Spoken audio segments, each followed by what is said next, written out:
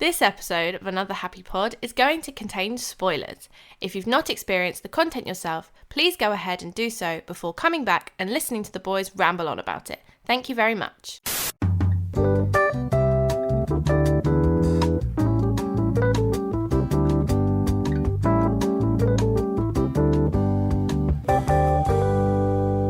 Hello and welcome back to Another Happy Pod, the show where we talk about movies, pop culture, everything else going on in the world, and try to be a little bit more positive. We don't always succeed with that, but we do have a good time doing it. Now, my name is Nathan Bauer, that is my real name, and as always, I'm joined by Lawrence Thomas Heisey, who is a paedophile. Fucking gee, okay.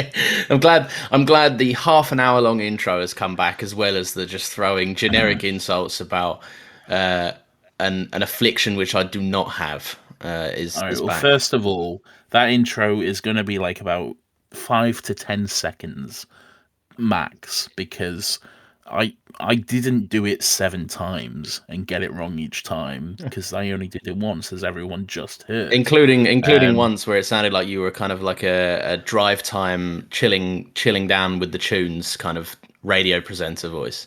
Well, that's a vibe that I often like to bring in. I often like to embody the vibe of the drive time hour, just to chill, late night session. Maybe I'll throw on some jazz while reading some texts from people on their way home. I could be a good DJ. Anyway, that's not what we're here to discuss. We're here to talk about Lawrence being a paedophile. No, we're not. How do you answer to these crimes, good sir? I'm not. Nathan, how was your week? My week has been painfully average. I have been doing a lot of sleeping, but not when you should be. Like, I'm up all night and then sleeping just throughout. Not necessarily throughout the day because I'm working, but also sleeping just like as soon as I finish work, I'm just like, well, it's 5 p.m, so now's a good time to go to bed. And then I just sleep until about 9 p.m, and then I'm awake until about 4 or 5, and then I go to bed for like a few hours, and then wake up for work, which is very healthy. Yeah, I was going to say, have you considered what I tend to do, right? And I know this is an unorthodox approach and not many people do it. I go to bed at bedtime, and then in the day, I'm up and I have energy for the day. First of all, you don't go to bed at bedtime. You go to bed at like fucking 6 p.m. or something. Yeah, and I wake up at 6 and I've got energy for the day. It's ridiculous. You and your partner have the most. Your partner I can understand, kind of, but you still have the most earliest ungodly hour bedtimes known to man. Listen, you're worse than my dad. I'm happy to be worse than your dad. All right, Carl is a lovely man, and I'm sure he gets his 8 hours, unlike his son. Listen, I'll get what I need. Okay. Yeah, I'm here. Let's do it. I'm already. I'm not exactly in peak physical condition, Nathan. I need every ounce of spare energy that I can get my hands on through any method that I don't have to inject into me. So if I have to sleep well, that is at least something I can do, because I'm not going to stop ordering pizzas. That sounds like a coward, if you ask me. You should not sleep and order pizzas. Fanboys. Yes, is a movie. Fanboys is well and truly a movie. They came out in 2009, and boy, does it look like it. It was actually filmed in like 2006. Was it? Yeah, because it was supposed to come out in like 2007, but it like kept getting pushed back for coronavirus. Yeah, the coronavirus. Yeah, no, but it's set in the mid-90s. It's set in 1998, the year of our Lord. I remember it well. It's set a few months, about 9 months or so before Episode 1, The Phantom Menace, Star Wars, George Lucas's own, is due to be released. And let me tell you, fucking nerds are losing their minds, Lawrence. Rife. Nerd culture is rife on the streets.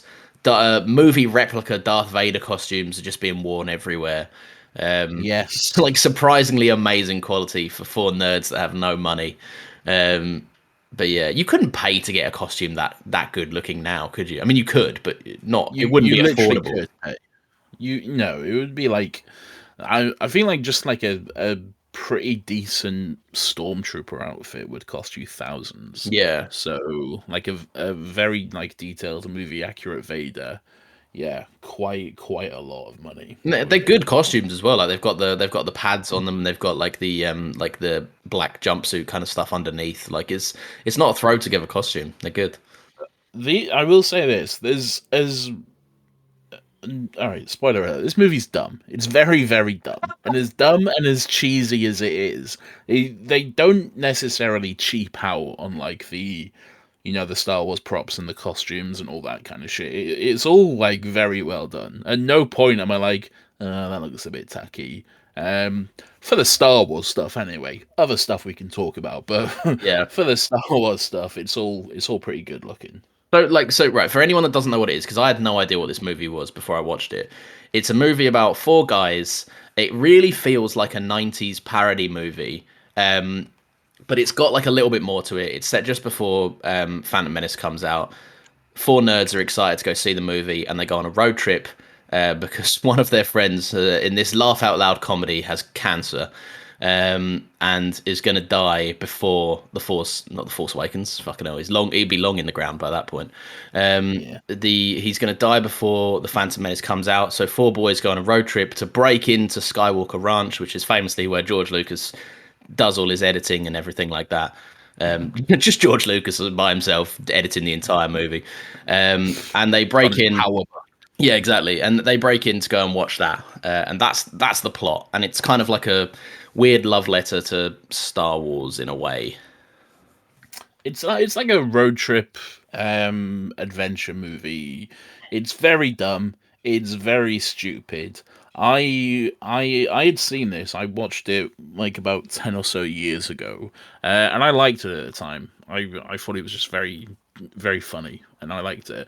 I thought I would fucking hate it watching it again. I thought it would be just gratuitous and problematic and very dumb, and it is all of those things. Yep.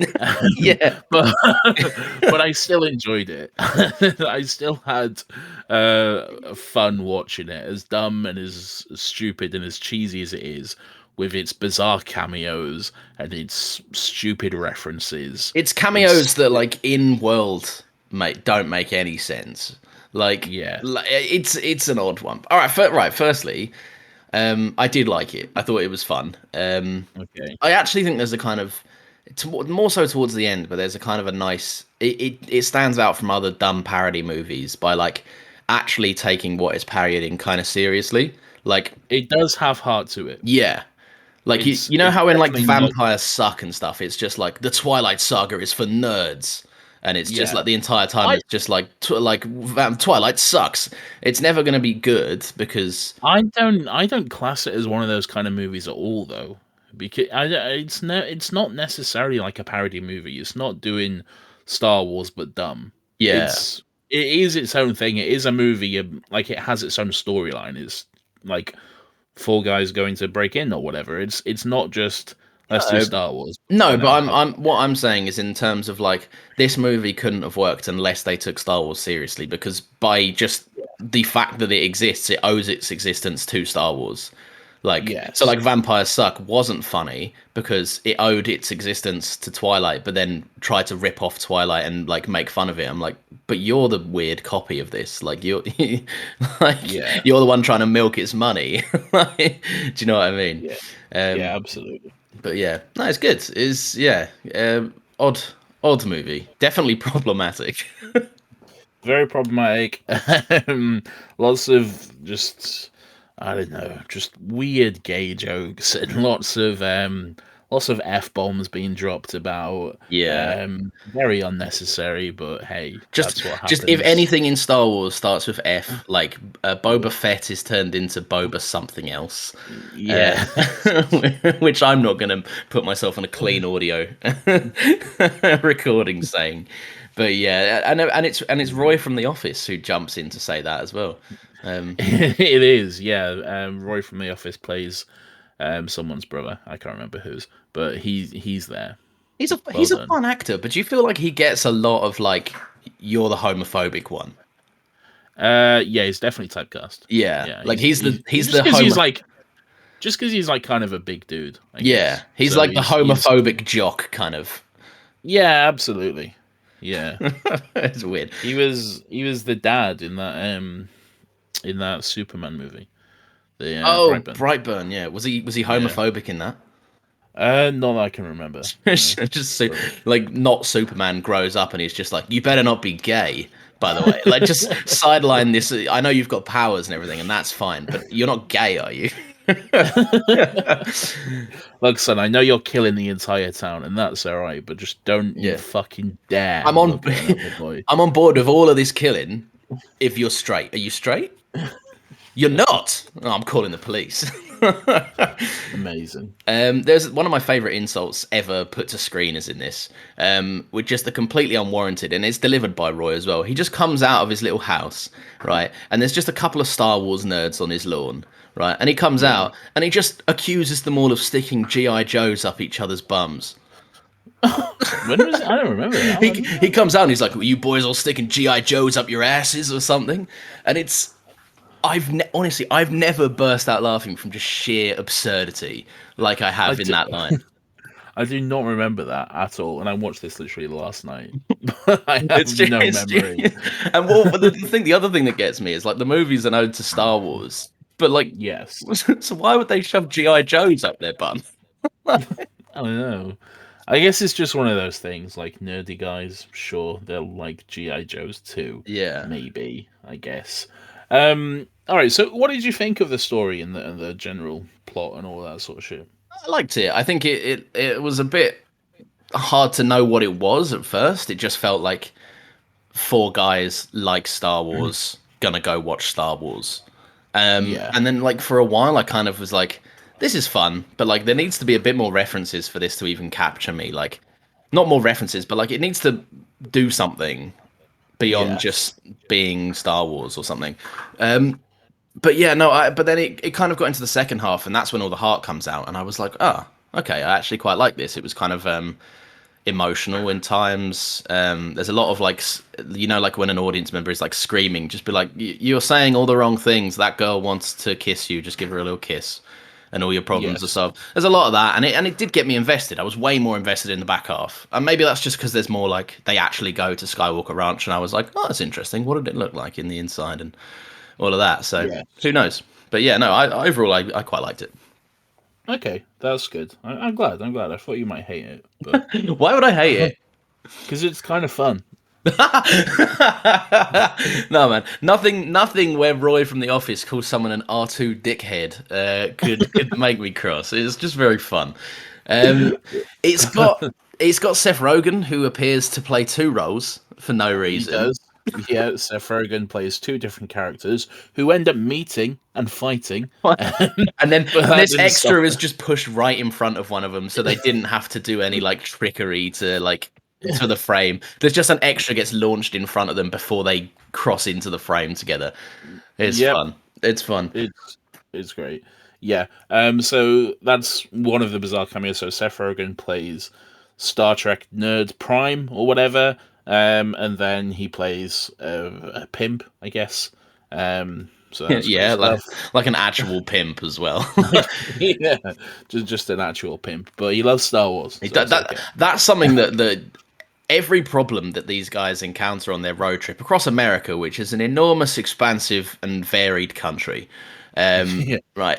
Every single bit of trouble they get in, boy, they are so lucky that the people causing the trouble love Star Wars. And there seems to be a case of like, if I was to walk in now and be like, hey Nathan, I'm gonna fuck you up, and you're like, nah man, don't fuck me up.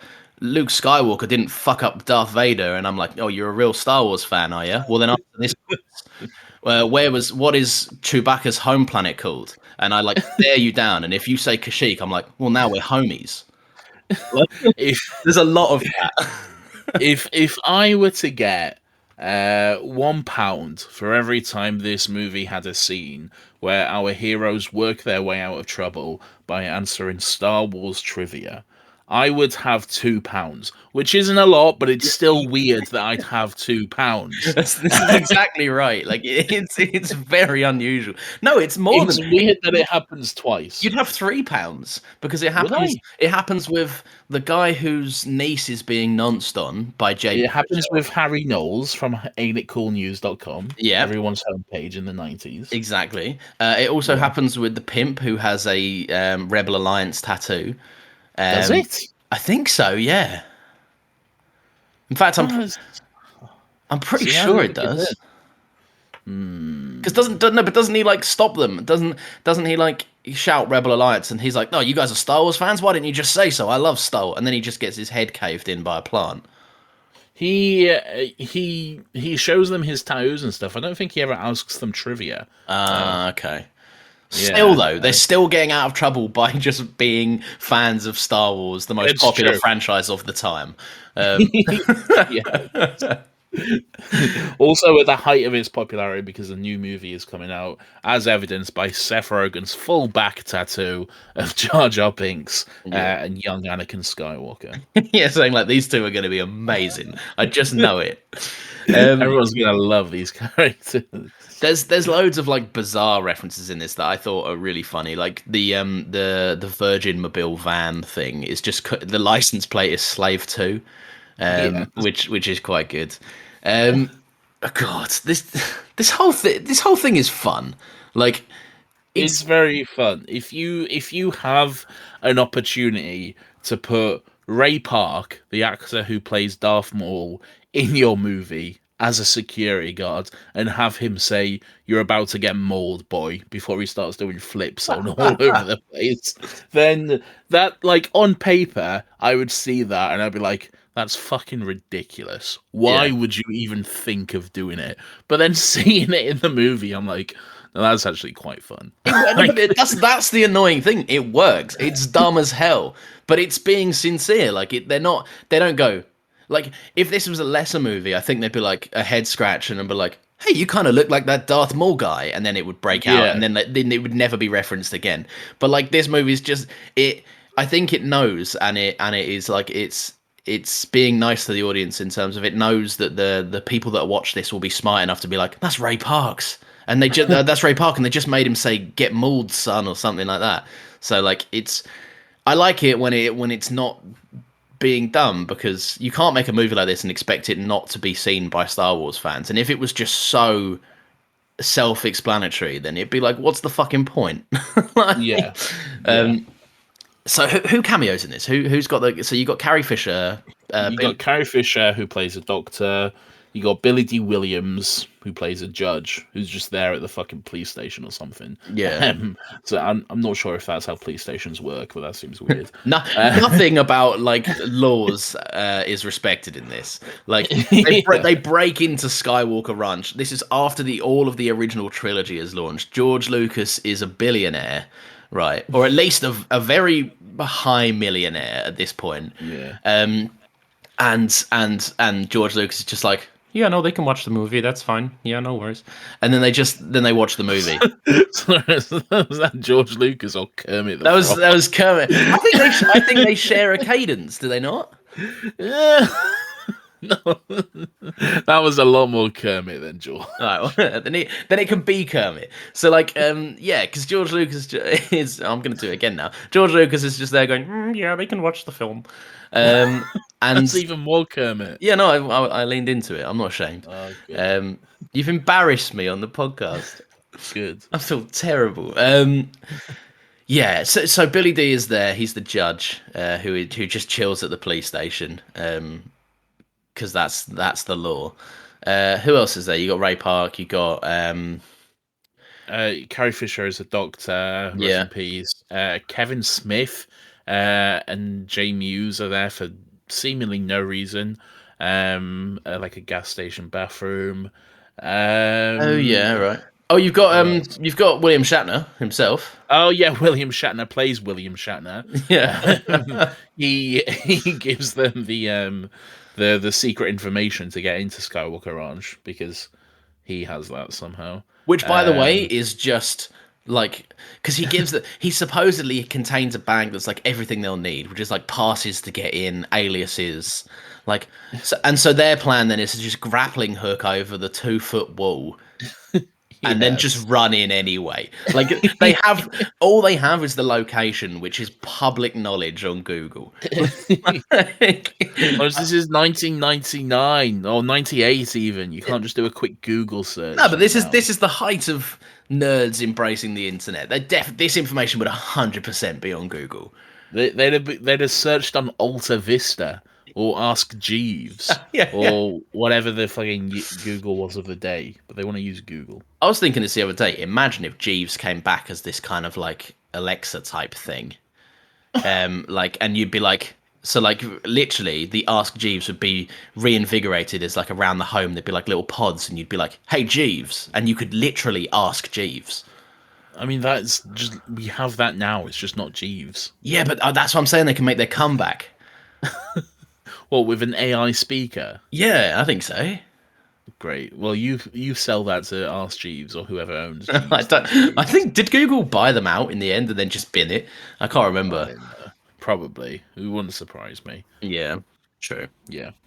Um, What do you think of the cast? So you got Jay Baruchel as nerd. You got Dan Fogler as nerd, yeah. and then you got two other guys as nerds.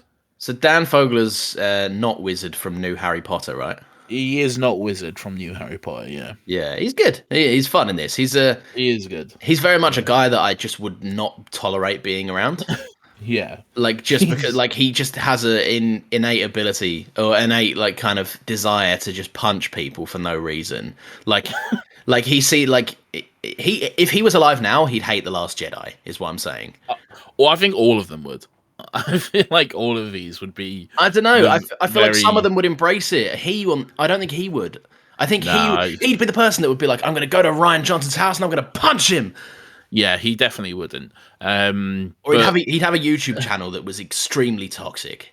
Oh yeah, 100%. Yeah. And let me just stress, I fucking hate everyone like that. I cannot stand anyone who, those kind of people. I like Dan Fogler in this though. He was very toxic and just the worst person. But I think he was also kind of the funniest one as well. Yeah, for sure.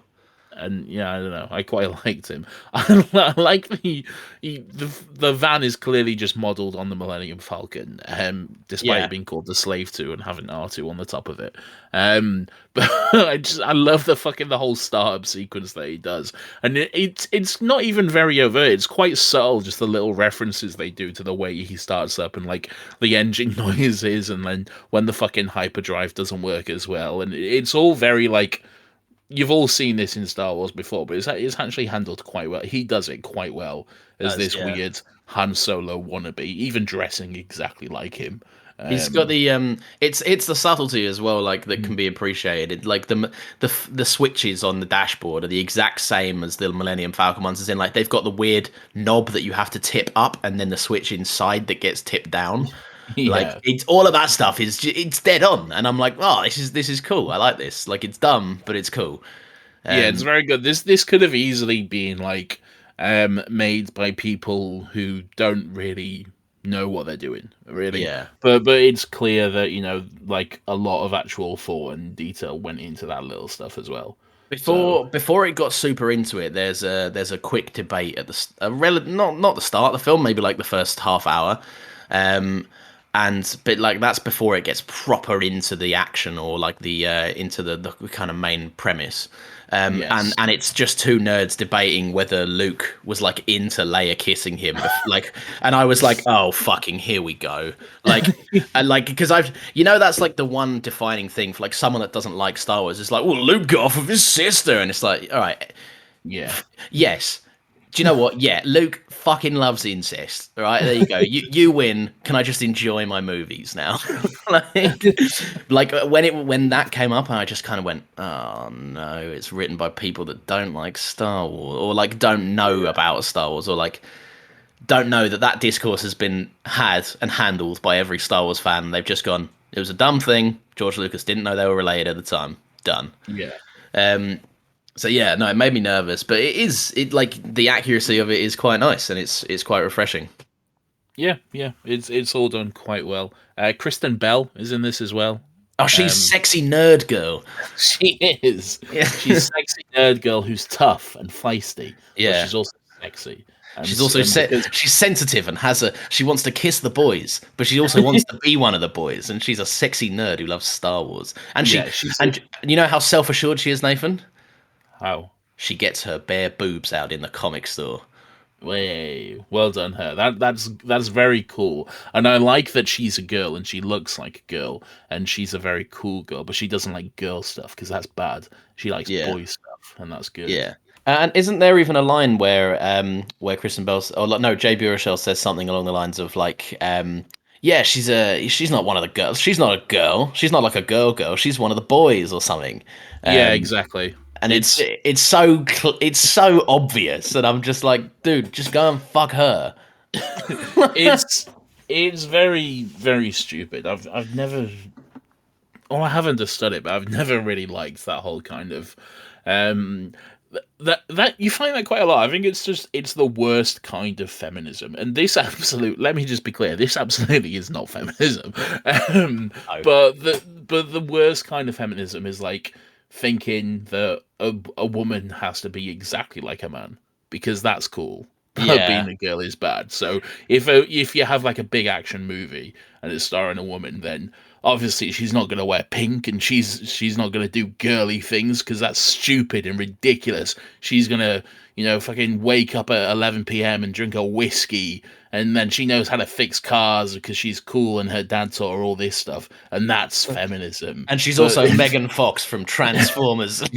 yes, but it's not though, because you're just saying that everything feminine is bad.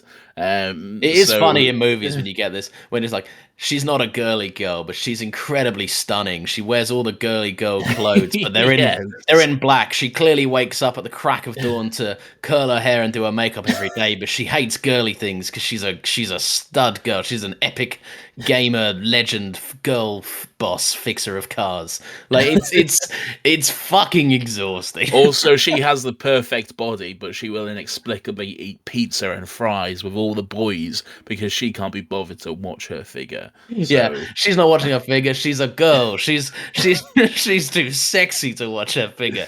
she's not eating a salad. I'll have a steak, please, boys. She gives relationship advice, but she doesn't need a man for herself because she's just one of the guys. Yeah, it's a fun. Look, Arnie Donna have a great sketch called "One of the Boys" with Michelle Brazier, which is kind of like that, and everyone should watch it. It's very funny. look, it works in. I understand what they're doing in this movie because it's a case of like, she likes Star Wars as much as the other guys, and girls can be Yes. comic nerds as well. But then to put in like a love scenario in it, it's just a little bit like debasing, like because there's It is. there's a Well- female character in it. She has to fall in love and have a Yeah. kiss. There's a Yeah. girl, so obviously we're going to give the love storyline to her because Yeah. obviously, what else would we do? And she's obviously going to wear the fucking slave layer bikini at the end. Ah, Because yeah. I mean, Yeah. what else would she go see a movie in at midnight in fucking Ohio or whatever they are? Yeah, leave the cool armor, leave the cool Boba Fett armor to the boys. You've got a slave costume to wear. Yeah. Oh, I God. fucking hate that slave costume. Sorry, no, I mean a slave bikini to wear. Yes. And don't Well forget the chains around your neck. Like, oh god, yeah. I mean, to be fair, it is a Star Wars thing. The movie was being true to that. That's way more of a Star Wars problem than that is this movie problem. Yeah. But there's other girls in Star Wars. Or better yet, if you want to be Leia, there's many scenes where Leia is fully dressed. There are other girls in Star Wars, not so much in the original trilogy. There's like 3 women in the original trilogy. Yeah, true. Actually, yeah, who are they? there's- Padme's not in the original. No, yeah, it's Leia. There's Mon Mothma. Struggling to think of a. But Mon Mothma's old. Yeah, that's true. Not Who else is sexy. there? Who else is there? I don't think there's anyone with a speaking line, but there's probably like There's probably like, you know, in Hoth, there's a lot of people that are walking around and helping with stuff. yeah, you'll see someone in the background occasionally, but there Yeah. is like I don't think there's any actual In Hoth, there's just all the vague female helpers that while the men are fixing the X-wings and etc. Oh, there's I've figured it out. So another speaking female part is Cy Snootles, who sings the Jedi Rocks power ballad in Oh. Jabba's palace. Oh, good.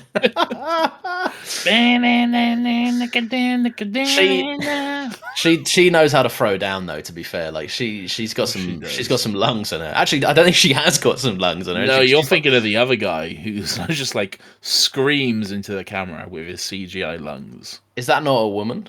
No, there's like there's a guy who screams in to the camera first of all because it's like a duet, isn't it? Wait, who's the Gamora woman that gets fed to the Rancor or choked out? That's a Twi'lek. That's a Twi'lek. Okay. Just a dancer / backup singer, I guess. Yeah. / performer for Jabba the Hutt and his odd perversions. Indeed, yes. I'm glad he's dead. So the end of the movie. What do you make about the whole like? Because at first, I'm not joking. I spent the entire movie up until when the guy who has cancer references it himself, thinking this was a ploy from Jay Baruchel and Dan Fogler's character to be like, come on, man. Like it's a typical like 90s gag to be like, come on, man, you've got to, like, it's his last, he's going to die. It's his last thing. And at the end, he's like, I wasn't going to die, you asshole. You told him I was going to die. I was expecting all of that. But he actually kind of took it seriously, which was a change of pace. So did you think they were lying when they... Yeah, the entire time I thought they were lying. Oh, okay. And then I kind of was like, oh, that's a bit unusual. When it got to like the George Lucas is only going to let him watch it. And I was like, oh, okay.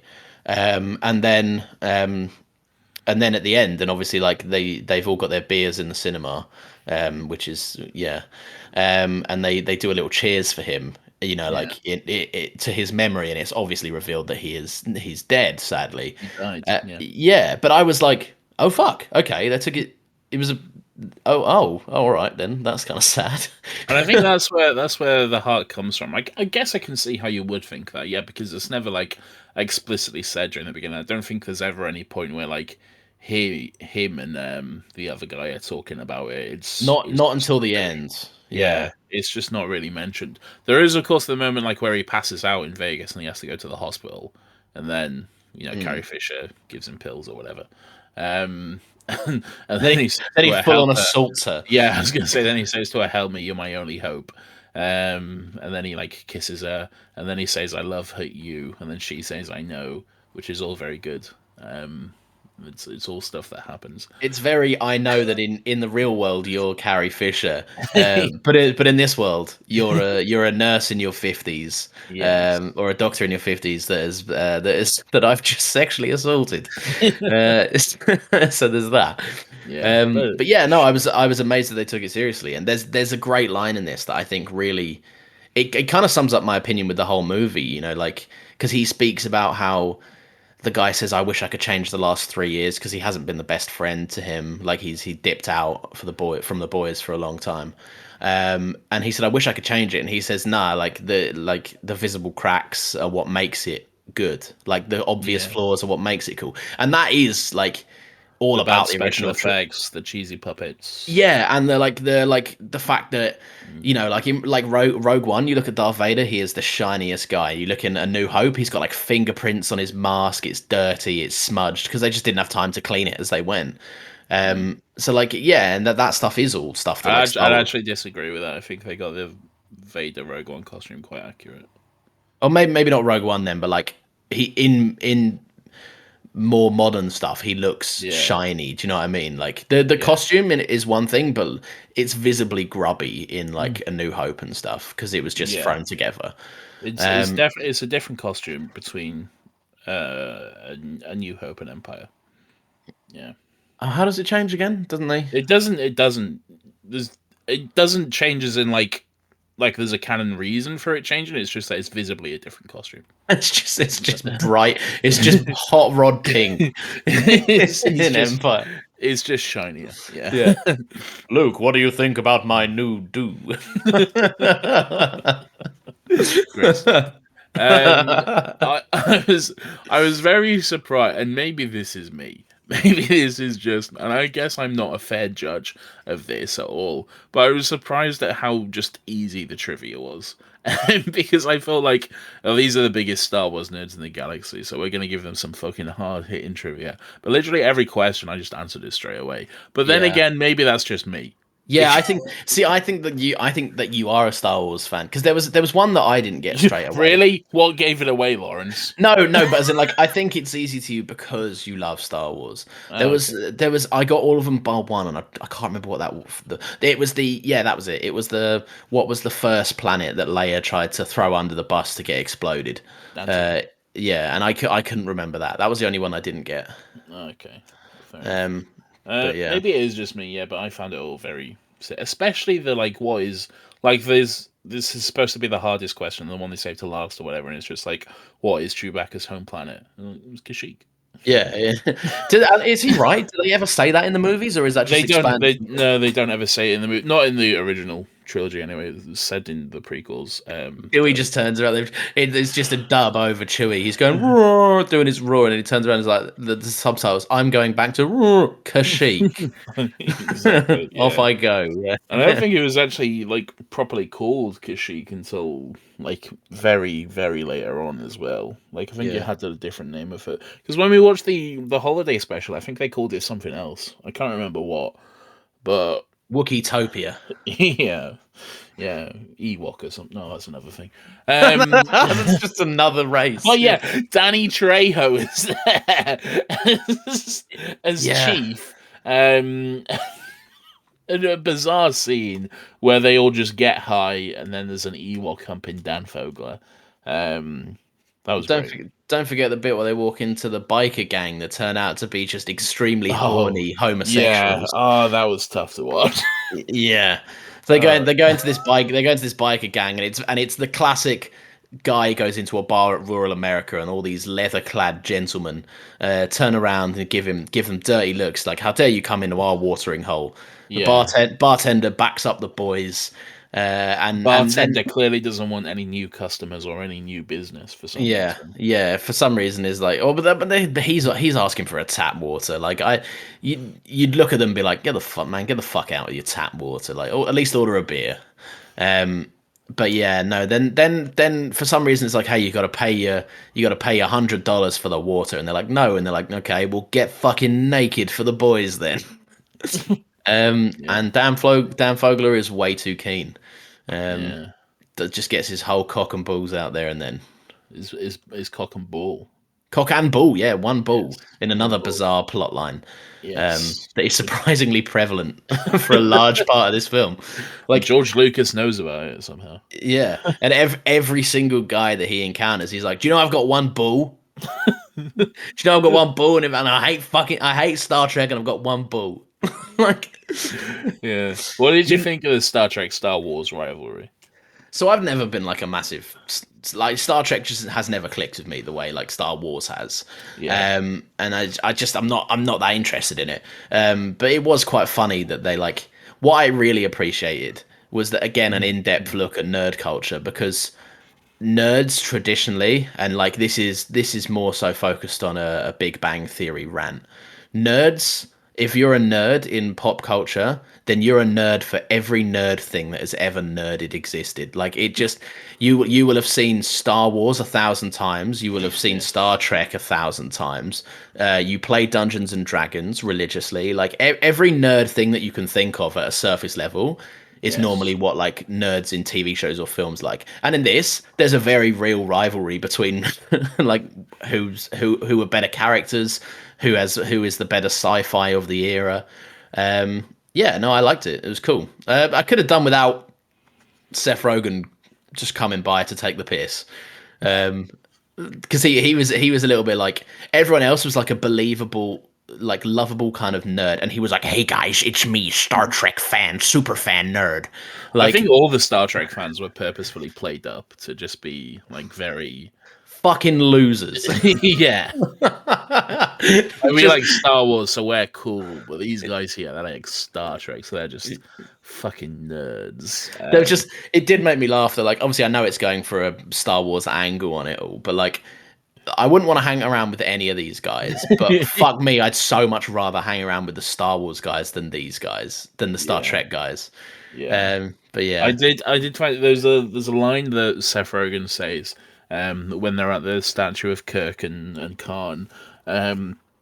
I think Dan Vogler or someone says like it looks nothing like him, and he said, "Yeah, that's because like fucking Paramount or whoever owns it wouldn't like threaten to sue them because of the rights, because of the likeness and shit." And I think that must be like a fucking in joke or something, because like none of their uniforms or the Star Trek symbol, the Starfleet symbol, or anything like that, none of it is accurate at all, and it all looks very bad.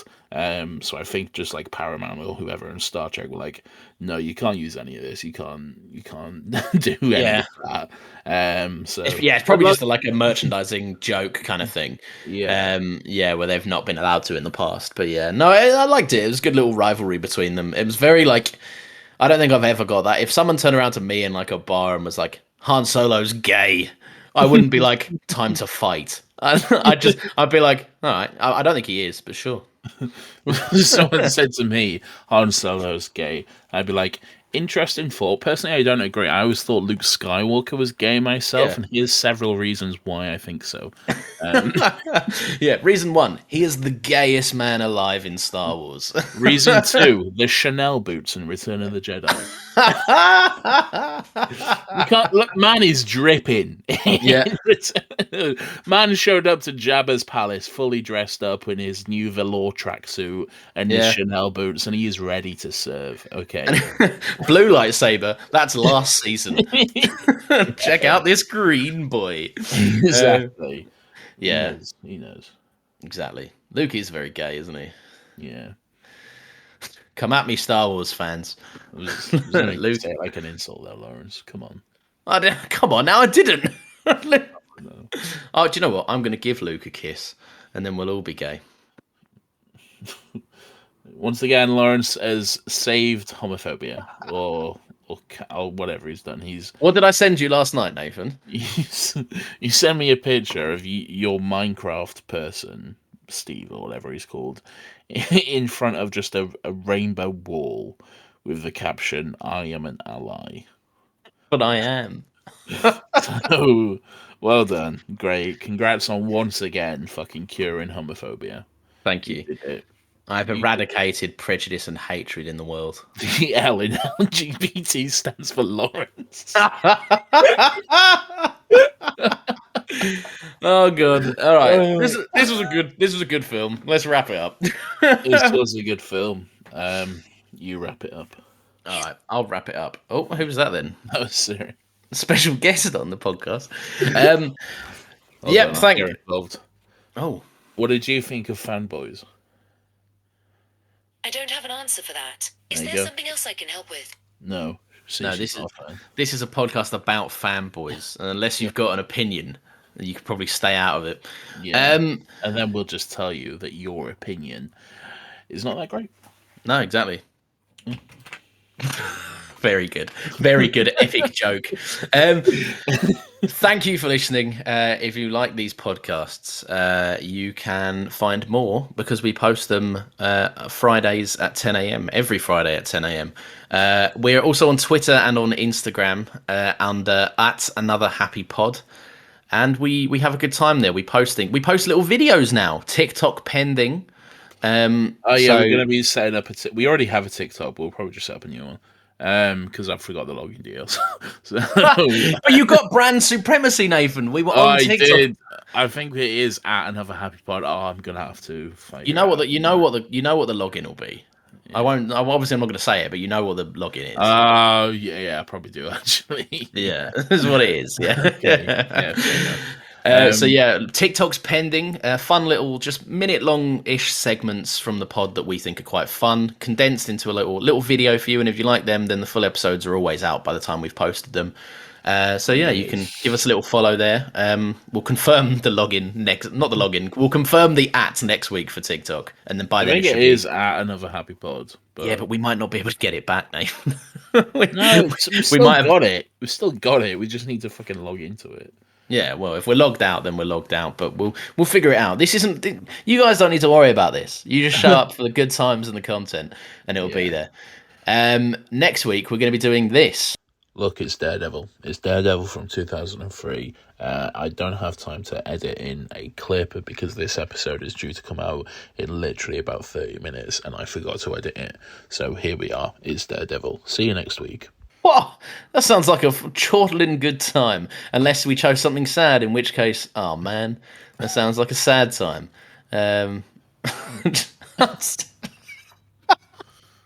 Great. Good stuff as always. Oh, thank you. So yeah, give this episode a little review on Spotify and Apple. Give us a little 5 stars if you liked it. If you didn't, then just leave us alone. We don't need any negativity. And we will see you next week. And until then, get stuckmanized. Why? You bring this back every now and then. I don't like it. I haven't brought it back since one of the earlier episodes, because the episode I did bring it back in, we lost the recording for. So, brutal. May the force be with you. Goodbye.